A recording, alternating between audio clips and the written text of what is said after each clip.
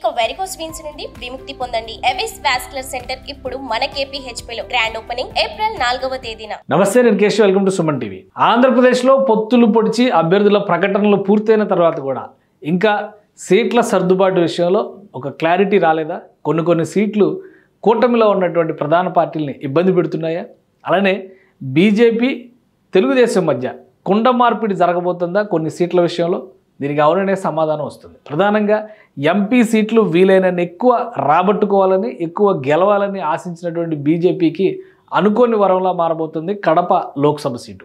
Kadapa Lok Sabha seat విషయంలో జరిగినటువంటి ప్రతిపాదన చివరికి ఒక 5-6 నియోజకవర్గాల్లో అభ్యర్థిత్వాల మార్పుకు సంబంధించినటువంటి చర్చకి నాంది పలికినట్టుగా తెలుస్తుంది. ఈ నియోజకవర్గాలు ఏంటి, అక్కడ జరగబోయేటువంటి మార్పులు ఏంటి, బీజేపీ అధిష్టానం అంగీకరిస్తే జరిగేటువంటి మార్పులు ఏ విధంగా ఉండొచ్చు, ఈ అంశాలను ఒకసారి విశ్లేషించేటువంటి ప్రయత్నం చేద్దాం. ప్రధానంగా సీట్ల సర్దుబాటు విషయంలో ఇటు తెలుగుదేశం బీజేపీకి సంబంధించి ఒక స్పష్టత వచ్చింది. మొదటి నుంచి కూడా బీజేపీకి తెలుగుదేశం పార్టీ ఇచ్చినటువంటి ఎమ్మెల్యే సీట్లు 10 అయితే ఎంపీ సీట్లు 6గా చెప్పుకునేటువంటి పరిస్థితి ఉంది.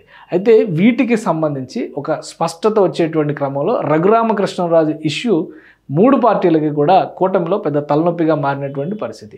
ఈ నేపథ్యంలోనే నరసాపురం సీటుని ఎట్టి పరిస్థితిలో రఘురామకృష్ణరాజు కేటాయించాలనేటువంటి ప్రతిపాదన రోజుకి బలం అందుకుంటున్నటువంటి పరిస్థితి, ఊపు అందుకుంటున్నటువంటి పరిస్థితి ఉంది. అయితే నరసాపురానికి రఘురామకృష్ణరాజుని అభ్యర్థిగా ప్రకటించాలంటే బీజేపీ అందుకు అంగీకరించేటువంటి స్థితిలో లేకపోవడం కూడా సమస్యగా మారుతుంది. ఈ నేపథ్యంలోనే కూటమి తరపున తెలుగుదేశం పార్టీ మధ్యవర్తిత్వం వహిస్తూ ఒక ప్రతిపాదన చేసినట్టుగా తెలుస్తుంది. ఏలూరు లోక్సభ స్థానాన్ని బీజేపీకి కేటాయించి నరసాపురం లోక్సభ స్థానాన్ని టీడీపీకి కేటాయిస్తే ఇక్కడ నుంచి రఘురామకృష్ణరాజు అలానే ఇక్కడ నుంచి బీజేపీ అభ్యర్థిగా తపనా చౌదరి బరిలో దిగేటువంటి అవకాశం ఉంటుంది. దీనివల్ల లోక్సభ సీట్లు రెండింటితో పాటు అసెంబ్లీ స్థానాలు కూడా వీలైన ఎక్కువ గెలవడానికి అవకాశం ఏర్పడుతుంది అనేటువంటి ఒక ప్రతిపాదన చేశారు. ఈ నేపథ్యంలోనే కడప ఎంపీ సీటు పైన కూడా ఒక చర్చ మొదలైంది. మొదటి నుంచి ఆదినారాయణ రెడ్డి జమ్మలమడుగు ఎమ్మెల్యేగా పోటీ చేయడానికి ఆసక్తి చూపించారు. ఈ నేపథ్యంలోనే బీజేపీ కోటాలో జమ్మలమడుగు అసెంబ్లీ స్థానం దక్కించుకున్నటువంటి పరిస్థితి. అయితే కడప ఎంపీ స్థానానికి సంబంధించి భూపేష్ రెడ్డిని తెలుగుదేశం పార్టీ నియమించిన తర్వాత ఒకే కుటుంబానికి చెందినటువంటి ఈ వ్యక్తుల మధ్య కొన్ని చర్చలు జరిగినటువంటి పరిస్థితి ఉంది. ఆ చర్చల నేపథ్యంలో కడప ఎంపీ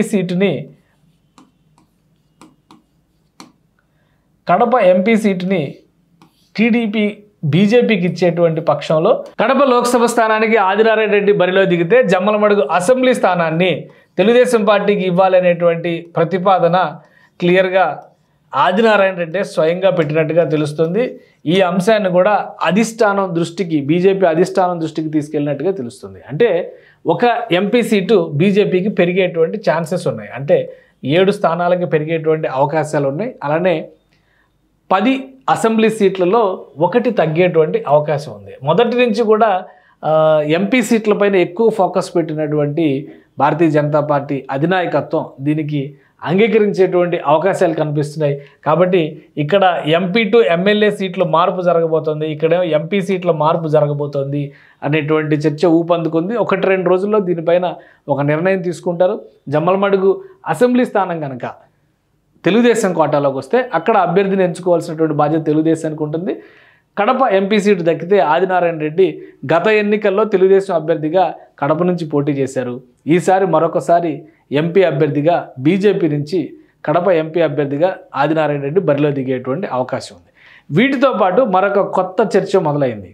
అది 2 రకాలుగా కూడా 2 పార్టీలకి మేలు చేసేటువంటి ప్రతిపాదన అనేటువంటి వాదనని బీజేపీ నాయకులే బలంగా చేస్తున్నటువంటి పరిస్థితి ఉంది.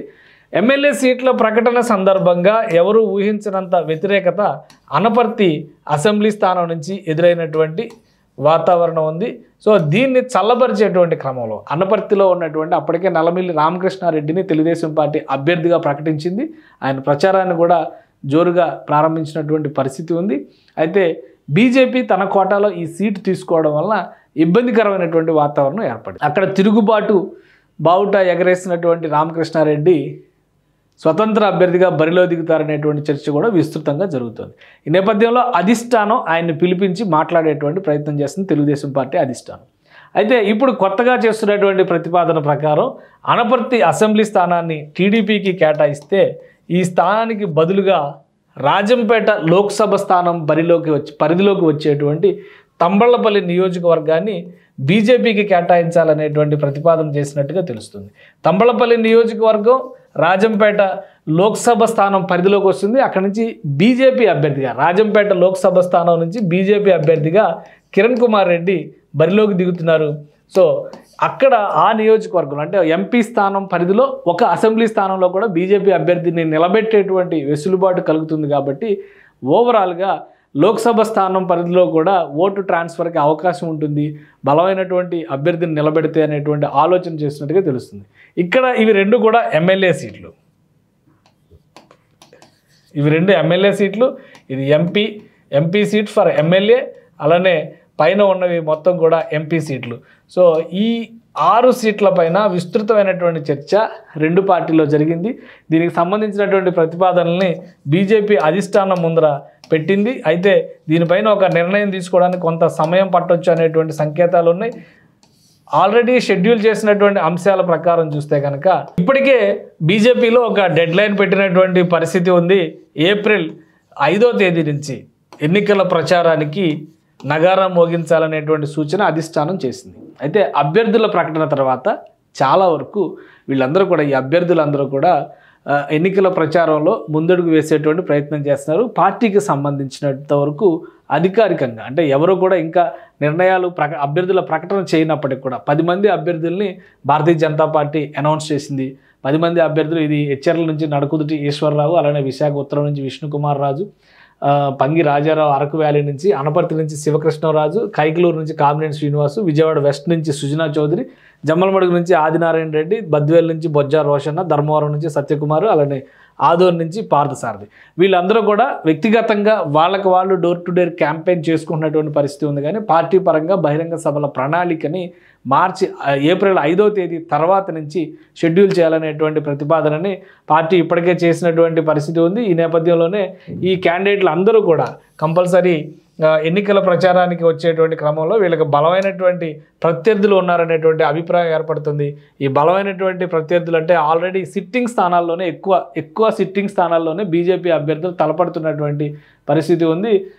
వాళ్ళందరితో ఎలా గెలిచేటువంటి క్రమంలో ఏం చేయాలనేటువంటి ప్రతిపాదనలు కూడా ఇక్కడ గొర్రెల కిరణ్ కుమార్ హెచ్ఆర్ల నుంచి ఇక్కడ పోటీలో దిగినటువంటి పరిస్థితి, అలానే కబ్బెల కన్నపరాజు, రేగం మత్స్యలింగం, కొంతమంది అభ్యర్థులను మార్చింది వైసీపీ, కొన్ని చోట్ల సిట్టింగ్ ఎమ్మెల్యేలతోనే ఎక్కువ పోటీ ఉన్నటువంటి పరిస్థితి ఉంది. సో ఈ ఈక్వేషన్స్ అన్నింటినీ దృష్టిలో ఉంచుకొని ఏప్రిల్ 5వ తేదీ నుంచి ప్రచార పర్వాన్ని కనుక ఊపందుకునేలా చేయాలంటే కనుక ఈ సీట్ల సర్దుబాటుకు సంబంధించినటువంటి అంశం పైన కూడా ఒక స్పష్టత ఇవ్వాలనేటువంటి వాదన బీజేపీ రాష్ట్ర నాయకత్వం చేస్తుంది. ఈ నేపథ్యంలోనే ఇటు Narasapuram to Eluru, Kakinada to Jammalamadugu, Anaparthi to Thamballapalle ఈ 6 సీట్ల పైన కూడా ఒక సీరియస్ డిస్కషన్, ఒక సీరియస్ ప్రతిపాదనని అధిష్టానం ముందర రాష్ట్ర పార్టీ పెట్టినట్టుగా తెలుస్తుంది. వీలైనంత వేగంగా దీని మీద కన్క్లూజన్ ఇచ్చేటువంటి అవకాశం ఉంది. ఆ కన్క్లూజన్ వచ్చిన తర్వాత ప్రధాని నరేంద్ర మోడీతో పాటు అమిత్ షాతో సహా బీజేపీ అగ్రనేతల సభలకు కావాల్సినటువంటి ప్రణాళికల్ని బీజేపీ రాష్ట్ర నాయకత్వం సిద్ధం చేయబోతున్నట్టుగా సమాచారం అందుతుంది. బహుశా 1-2 రోజులు, ఎందుకంటే అధికారుల మార్పు అనేది ఆంధ్రప్రదేశ్లో ఎన్నికలు సజావుగా జరగడానికి చాలా కీలకమైనటువంటి పరిణామంగా బీజేపీ రాష్ట్ర అధ్యక్షురాలు పురంధేశ్వరి భావిస్తున్నారు. ఈ క్రమంలోనే కొంతమంది పక్షపాతంతో వ్యవహరిస్తున్నటువంటి అధికారుల జాబితాని కేంద్రానికి పంపించారు. అలానే ఎలక్షన్ కమిషన్కి ఫిర్యాదు చేసినటువంటి పరిస్థితి ఉంది. దీనిపైన చర్యలు తీసుకునేటువంటి క్రమంలో ఒత్తిడి తీసుకొచ్చేందుకు బీజేపీ రాష్ట్ర నాయకత్వం ఫోకస్ చేస్తుంది. ఈలోగా ఈ మార్పులు చేర్పులపైన అధిష్టానం ఒక క్లియర్ గ్రీన్ సిగ్నల్ ఇచ్చిన తర్వాత శరవేగంగా ప్రచార పర్వానికి శ్రీకారం చుట్టాలని బీజేపీ రాష్ట్ర నాయకత్వం భావిస్తున్నట్టుగా సమాచారం అవుతుంది. ఈ మార్పులు చేర్పులకి ఆమోదం లభించేలాగా టీడీపీ, జనసేన పార్టీలు కూడా ఒత్తిడి తీసుకొస్తున్నట్టుగా తెలుస్తుంది. సో 1-2 రోజుల్లో కూటమిలో మరికొన్ని మార్పులను మనం చూడబోతున్నాం. కొన్ని నియోజకవర్గాల్లో అభ్యర్థుల్ని మార్చేటువంటి అవకాశం ఉంది. ఎందుకంటే తంబళ్లపల్లికి ఇప్పటికే తెలుగుదేశం పార్టీ అభ్యర్థిని ప్రకటించినటువంటి పరిస్థితి. తంబళ్లపల్లి నియోజకవర్గం పెద్దిరెడ్డి రామచంద్రారెడ్డి కుటుంబ సభ్యులే పోటీ చేస్తున్నటువంటి నియోజకవర్గం కాబట్టి అక్కడ ఒక ఫోకస్డ్ లీడర్ని పెట్టాలనేటువంటి ఆలోచన ప్రతిపాదనలు బీజేపీలో కూడా ఉన్నాయి. ఈ అంశాలన్నిటిపైన ఒక క్లారిటీ రావడానికి, క్లారిటీ తీసుకోవడానికే కూటమి ఎక్కువగా ప్రాధాన్యం ఇస్తున్నట్టుగా తెలుస్తుంది. బహుశా ఉగాదిలోపు ఈ అంశాలన్నిటిపైన కూడా స్పష్టత వస్తుంది. ఆ తర్వాత ప్రచార పర్వంలో జోరందుకునేటువంటి అవకాశం ఉంది. ఉమ్మడి మేనిఫెస్టో ప్రకటనకు కూడా కూటమి ప్రణాళికలు సిద్ధం చేస్తున్నట్టుగా సమాచారం అందుతుంది. సుమన్ టీవీలో మీ పర్సనల్ అండ్ బిజినెస్ ప్రమోషన్స్ కోసం కింది నెంబర్కి కాంటాక్ట్ చేయండి.